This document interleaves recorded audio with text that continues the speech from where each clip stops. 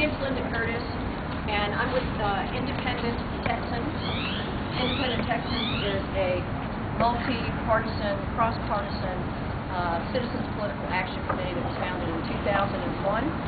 And we're people from across the spectrum, from all parties, or none of the above, that work together on all kinds of reforms.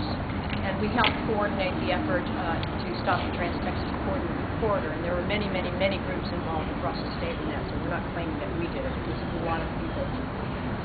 And you might have seen the news coverage about the bullying tactics that TransCanada has been using for land seizures in northeast Texas.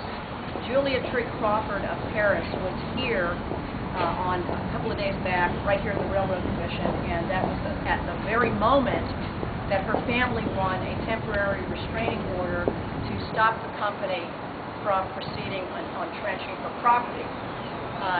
Julia, at that press conference, laid out the fact that she had never seen a judge. Her land was seized, was condemned and seized by the company. She had yet to see a judge. And finally, she thought she was going to have her day in court. Well, the very next day, TransCanada then filed to dissolve the temporary restraining order, and that's what they're deliberating on right now in Paris, Texas. There are people from northeast Texas. I don't know how many are there yet, but the call went out within 24 hours. We had people from Huntsville, from Independent Texans, who were driving up, and other parts of northeast Texas. They had seen this eminent domain threat before in fighting the Trans-Texas corridor, and they are, along with other people who are facing seizures and or don't like what's going on, are there with Julia and her family today. We hope to hear from them shortly, as soon as the judge renders an opinion. There was a piece where in the press the other day that TransCanada had not been available to make a comment about eminent domain, but the news agents, the news organization went to their website and found that they prefer voluntary agreements with landowners to force use of eminent domain. And that on the company's website it says they promise, quote, fair and equitable compensation for the land easements granted.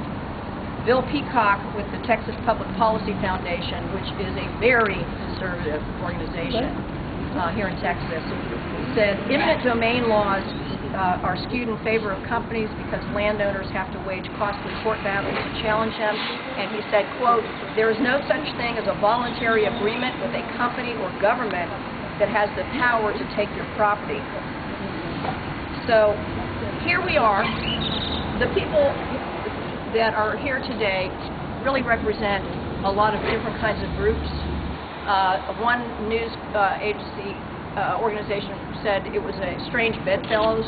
Get used to it, because we saw this with the Trans-Texas corridor. You had environmentalists and very conservative landowners, you know, in the hinterlands, and all points in between, libertarians and Democrats and Republicans working together, and that's what you're going to see increasingly on this issue. It is a distinctly Texas issue about fairness. Every Texan who has a heart is going to be with us on this. So we hope the court stands by the temporary restraining order. We hope that the Denbury decision is not overturned. But if something like that were to happen, I promise you, you're going to see a huge movement, a populist uprising of people just like we saw. And there will be mud on the governor's face and on the Railroad Commission. Amen.